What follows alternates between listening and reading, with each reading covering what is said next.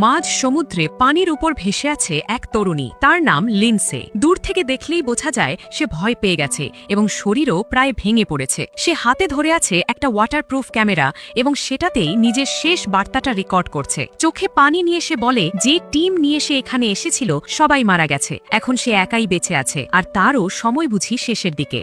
সে ক্যামেরার দিকে তাকিয়ে সাহায্য চাইতে থাকে। ঠিক তখনই ভাগ্যের খেলা। কথাটা শেষ হওয়ার আগেই ক্যামেরার ব্যাটারি ফুরিয়ে যায়, স্ক্রিনটা একদম ব্ল্যাঙ্ক হয়ে যায়। এরপর সেখানে আমরা লিন্ডসে আর তার টিমকে ঠিকঠাক চিনে নিই। এরা আসলে খুব জনপ্রিয় ইউটিউবারদের একটা দল, যারা ট্রাভেল ভ্লগ বানায়। কাজটা সোজা, পৃথিবীর এমন সব জায়গায় যায় যেখানে অ্যাডভেঞ্চার আছে, তারপর ভিডিও বানিয়ে নিজের চ্যানেলে আপলোড করে। ফলোয়ার মিলিয়নে মিলিয়নে, আর নতুন কিছু হলেই তাদের ভিউ ঝড়ের মতো ওঠে। এই টিমের মূল লিডার হলো লিন্ডসের বড় বোন পেজ একটু বেশি ডেয়ারিং, আর কন্টেন্টের জন্য সে অনেক দূর যেতে পারে। পেজের সাথে আছে লিন্ডসের বয়ফ্রেন্ড স্যাম, ক্যামেরাম্যান সেব, আর আরেক মেয়ে কায়া। সবাই মিলেই আজ বেরিয়েছে একদম স্পেশাল একটা ট্রিপে, কিন্তু জায়গাটা যতটা স্পেশাল ততটাই ভয়ঙ্কর। কয়েক মুহূর্ত পর আমরা দেখি তারা একটা প্রাইভেট প্লেন হায়ার করেছে। গন্তব্য সমুদ্রের মাঝখানে একেবারে নির্জন দ্বীপ। বাইরে থেকে শুনলে রোমাঞ্চ লাগবে, কিন্তু টুইস্টটা হলো এই দ্বীপে যাওয়াটা সরকারের কড়া নিষেধাজ্ঞার মধ্যে পড়ে। এটা একটা ইল্লিগাল জোন, যেখানে ঢুকলেই ঝামেলা। তবু ভাইরাল কন্টেন্টের নেশায় তারা ঝুঁকি নিতে রাজি। এইদিকে প্লেনে উঠেই তারা পাইলটকে চাপ দেয় যেন প্লেনের ট্রান্সপন্ডার বন্ধ করে দেয়, কারণ তারা চায় না কেউ তাদের ট্র্যাক করুক। পুলিশ বা কোস্টগার্ড যদি লোকেশন ধরে ফেলে তাহলে পুরো প্ল্যান ভেস্তে যাবে। তাই তারা নিজেদের কভার লুকিয়ে সমুদ্রের বুকে সেই নিষিদ্ধ দ্বীপের দিকে এগিয়ে যেতে থাকে। ট্রান্সপন্ডারটা আসলে এমন একটা ডিভাইস যেটা চালু থাকলে গ্রাউন্ড কন্ট্রোল প্লেনের লোকেশন দেখতে পারে, আর এটা বন্ধ করাটাই তাদের জীবনের সবচেয়ে বড় ভুল হয়ে দাঁড়াতে চলেছিল।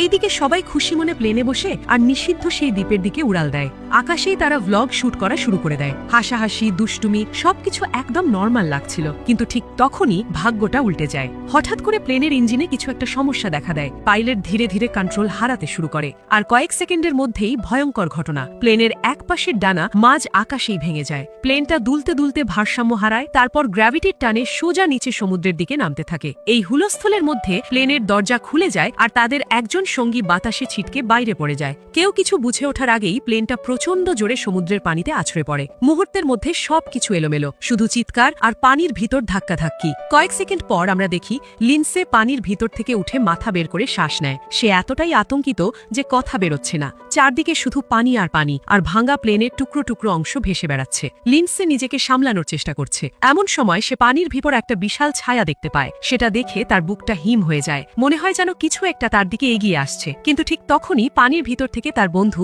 কায়া ভেসে ওঠে, আর কায়ার পিছন পিছন লিন্ডসের বয়ফ্রেন্ড স্যামও উঠে আসে। সেও বেঁচে গেছে।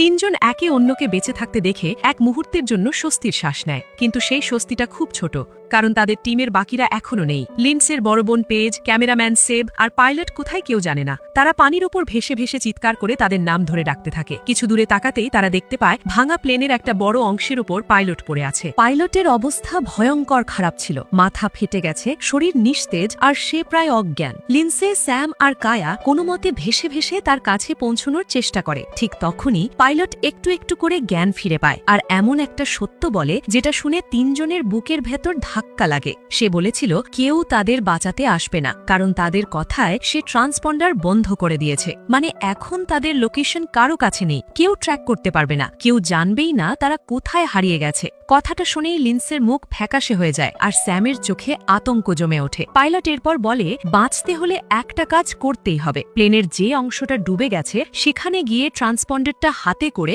আবার অন করতে হবে। তখনই সিগন্যাল যাবে এবং সাহায্য আসার একটা সুযোগ তৈরি হবে। কিন্তু সমস্যা হলো পাইলট এতটাই আহত যে সে নড়তেও পারছে না, তার শরীর সাড়া দিচ্ছে না। এই পরিস্থিতিতে কায়া সামনে আসে। কায়া ফিট, সাহসী, আর ভয়কে মুখের উপর থাপ্পড় মেরে ফেলে দিতে জানে। সে সিদ্ধান্ত নেয় সে পানির নিচে যাবে। গভীর শ্বাস নিয়ে সে ডুব দেয় এবং ভাঙা প্লেনের ডোবা অংশ খুঁজতে থাকে। কিছুক্ষণ পর সে ট্রান্সপন্ডারটা খুঁজেও পায়, কিন্তু সেটি প্লেনের ধ্বংসাবশেষে আটকে আছে। কায়া দ্রুত একটা দড়ি বেঁধে দেয় যেন উপর থেকে টান দিয়ে জিনিসটা বের করা যায়। তারপর আবার উপরে উঠে আসে। ঠিক তখন ভাগ্য তাদের দিকে একটু নরম হয়। পানির ওপর ভেসে থাকা একটা এমার্জেন্সি সেফটি বোট তারা পেয়ে যায়, সম্ভবত প্লেন থেকেই বের হয়েছে। তারা তাড়াতাড়ি বোটটা খুলে ওঠে আর 3 জন উঠে বসে। কিন্তু যে মুহূর্তে তারা স্বস্তি নিতে যাচ্ছে তখনই সবচেয়ে খারাপ ঘটনা ঘটে। পাইলট, যে আগেই ভীষণ আহত ছিল, হঠাৎ করে আবার অজ্ঞান হয়ে যায়। শরীরটা পানির মধ্যে ঢলে পড়ে আর কিছু বোঝার আগেই সে ডুবে যায়। সেইখানেই তার মৃত্যু হয়। এখন বোটে শুধু 3 জন, লিন্ডসে, স্যাম আর কায়া।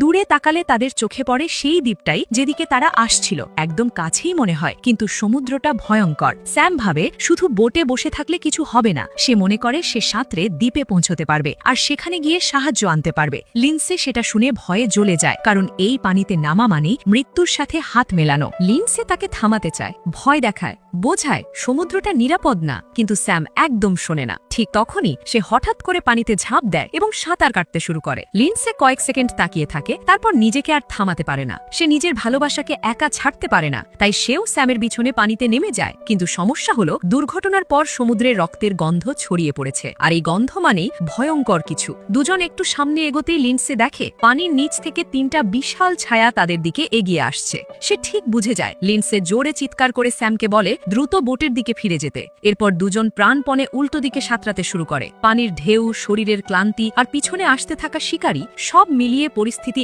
একদম দমবন্ধ করা। তবু লিন্ডসে সামহাউ করে বোটের কাছে পৌঁছে যায় এবং কোনো মতে উঠেও পড়ে। কিন্তু স্যাম একটু পিছিয়ে যায়। আর ঠিক সেই মুহূর্তেই চোখের সামনে এমন একটা দৃশ্য ঘটে যেটা লিন্ডসের ভেতরটা চিরে দেয়। নিচ থেকে একটা শার্ক উঠে আসে এবং স্যামকে এক ঝটকায় চোয়ালের মধ্যে চেপে ধরে। স্যাম চিৎকার করে ওঠে। মুহূর্তেই পানি লাল হয়ে যায় আর শার্ক তাকে টেনে গভীরের দিকে নিয়ে যেতে থাকে। লিন্ডসে বোবা হয়ে তাকিয়ে থাকে। সে নিজের চোখের সামনে তার বয়ফ্রেন্ডকে মরতে দেখে, আর পুরোটা সময় সে কিছুই করতে পারে না। কয়েক সেকেন্ডের মধ্যে স্যাম একদম অদৃশ্য হয়ে যায়। শুধু রক্ত মেশানো পানি আর ঢেউয়ের দোলা থাকে। এখন বোটে আর কেউ নেই, শুধু 2 জন মেয়ে, লিন্ডসে আর কায়া। চারদিকে সমুদ্র, সামনে নিষিদ্ধ দ্বীপ আর নিচে লুকিয়ে থাকা শিকারীরা। আর লিন্ডসের মাথায় একটাই কথা ঘুরছে, তারা কি আদৌ বাঁচবে?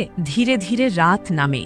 সমুদ্রের ওপর সেই রাতটা তারা কাটায় ভয় আর অজানা আতঙ্কের ছায়ায়। পরদিন সকালে দুজন একটু কথা বলা শুরু করে, যেন ভয়টা একটু কমে। কথার মধ্যে কায়া বলে সে আগে আর্মিতে ছিল। সে নিজের আর্মির দিনের গল্প শোনায়, কিভাবে কঠিন মিশন থেকে বেঁচে ফিরে এসেছে, কিভাবে ভয়কে চাপা দিয়ে কাজ করেছে। কায়ার কথাগুলো শুনে লিন্ডসের ভেতরে একটু সাহস ফিরে আসে। সে বলে যেভাবেই হোক তাদের দ্বীপে পৌঁছতে হবে, কারণ খালি সমুদ্রে পড়ে থাকলে তারা শেষ হয়ে যাবে। কিন্তু কায়া বাস্তব কথা বলে, দ্বীপটা দূরে আর পানিতে শার্ক ঘুরছে। সাঁতরে যাওয়ার মানে আবার মৃত্যু ডেকে আনা। কায়ার প্ল্যান ছিল আগেরটাই, সে আবার পানির নিচে যাবে এবং ট্রান্সপন্ডারটা অন করবে, কারণ ওটাই এখন তাদের শেষ আশা। তারা প্রস্তুতি নিচ্ছিল, এমন সময় হঠাৎ করে বোটের নিচ থেকে একটা প্রচণ্ড ধাক্কা লাগে। ধাক্কাটা এতটাই জোরে ছিল যে দুজনেই পানিতে পড়ে যায়। ঠিক তখনই বোঝা যায় শার্করা আবার আক্রমণ করেছে। এইবার তাদের টার্গেট কায়া। কায়া চেষ্টা করে নিজেকে বাঁচাতে। সে লড়ে, হাত পা চালায়, কিন্তু পানিতে শার্কের সামনে মানুষের শক্তি কিছুই না। কয়েক মুহূর্তের মধ্যেই শার্করা কায়াকে ঘিরে ধরে এবং তাকে নিচের দিকে টেনে নেয়।